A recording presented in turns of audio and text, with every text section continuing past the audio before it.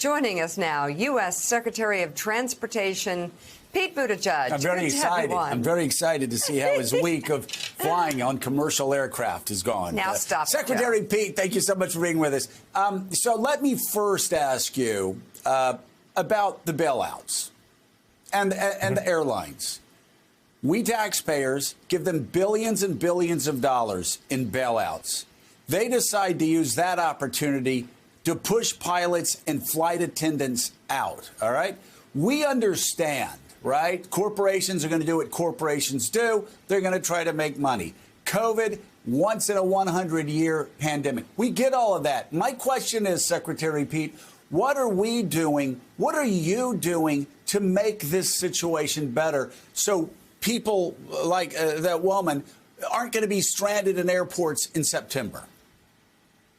Well, that's right. Look, a lot of passengers, including me, right? I'm on an airliner, if not every day, then several times a week, have seen the kind of breakdowns across the system that are incredibly frustrating when we have supported the airlines in order to keep them in business. Now, don't get me wrong. I strongly believe that keeping the airlines in business was the right thing to do, preventing mass layoffs and preventing the actual collapse of the airlines during the worst days of COVID. But they took and accepted a huge amount of taxpayer support. And a lot of us are saying, OK, the American people did our part to keep these planes in the sky. Why is this system, why are these airlines often not prepared to service the tickets that they're selling, that they're collecting revenue on right now? The rules of the bailout said that you couldn't fire anybody. You had to keep people on your payroll. But what they did do was see a lot of pilots into early retirement. And now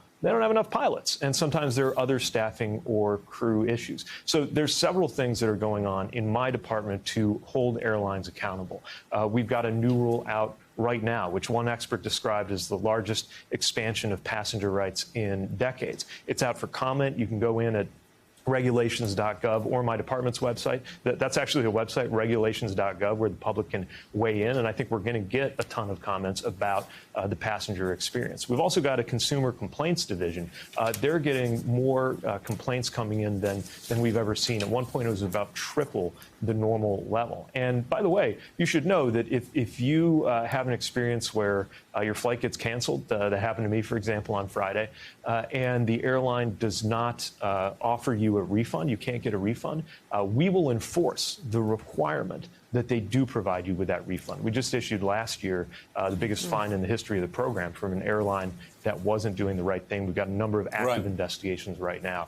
Look, I would when the right thing to do is to roll up our sleeves and bring the airlines to the table and work with them, I prefer to do that. But we're also going to use our enforcement powers to make sure passengers have a better experience.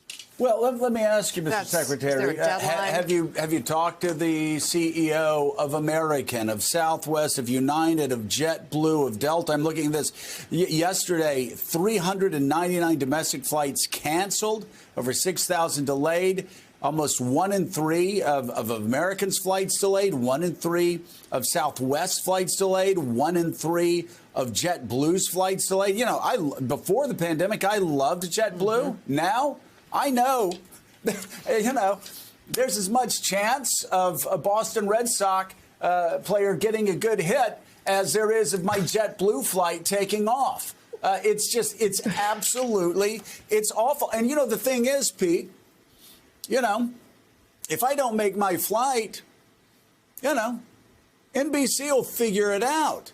We got people whose livelihoods depend on getting on those flights, or who have kids, who have minors that they're trying to get back from visiting grandmom, that are stuck in an airport, that missed 3 flights. I have somebody whose 14-year-old had 3 flights canceled on him, and you talk about them having to scramble. And here's the thing, Mr. Secretary, we hear it every day from our friends and from our relatives and from people who aren't as fortunate enough as us to be able to figure out a way, and you, out of the crisis. Like, we need relief. What are these CEOs telling you about what they're going to do?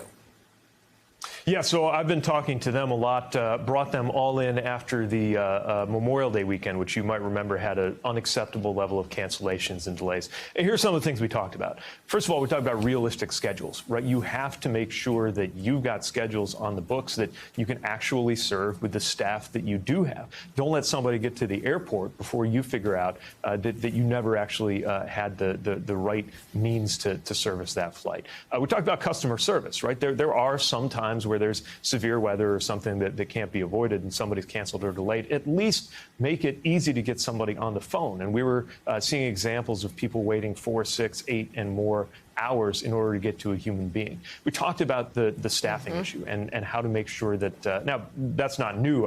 I've been looking at that since we got here, but looking at how the airlines can step up to make sure that they can do that, including the classic way to deal with a shortage of something, which is to pay properly. And since that time, we've seen a number of steps. Saw the regional carriers, for example, making dramatic improvements in pay. I think that is going to make a big difference. We've seen a thinning out of the schedule, but obviously, you look last weekend, and we saw more than 4% of flights canceled. Now, that might not sound like a lot, but if you get anywhere north of 2%, that's enough to really mess with the entire system. And what we're seeing is the system is so brittle right now that while there are fewer what we call blue sky delays, fewer cases where the weather's fine, everything looks fine, and the airlines still can't make it happen. We are seeing that when you get a weather event hitting the system somewhere, the entire system grinds to, I won't say a halt, but it stops working. And that is a consequence of them not being ready, not being prepared. And we need to have a more fluid system because so many of us, in addition to frequent business travel or people trying to get home to see their kids. We also have a lot of pent-up demand. People who haven't taken a trip, that vacation or family reunion in 2 years, they're ready to go. It's a good thing that the demand is back, but the airlines have to be ready to meet that demand. It's very clear that you understand the problem, but I guess the question for these airlines is there a deadline that you are giving them for peak performance? And if so, when that is? I mean, at what point can American travelers feel like things are going to be back to normal and expect only the normal things, the normal cancellations and delays that you usually have to deal with regular airline travel? When can airlines get back to peak performance? Are you giving them a deadline? And what are the consequences if they don't meet it? Yeah, so the right time for this to happen, obviously, is yesterday. The number I'm most looking at is the daily cancellation rate and watching that get back below the level that we saw before the pandemic. And I'm saying not at, but actually below what we were seeing before. Now, if an airline, look, the deadlines for some of the things we require of airlines are very quick. For example, the turnaround on a refund, if they can't get you to where you got to go, is a quick one. And if they don't meet that, we will fine them, we will enforce on them. But remember, at the end of the day, these are private businesses that are selling tickets, and then they need to meet the obligations of their customers. So we're going to continue to make sure there's a framework of rules to hold them accountable. They need to step up and service the tickets that they sell.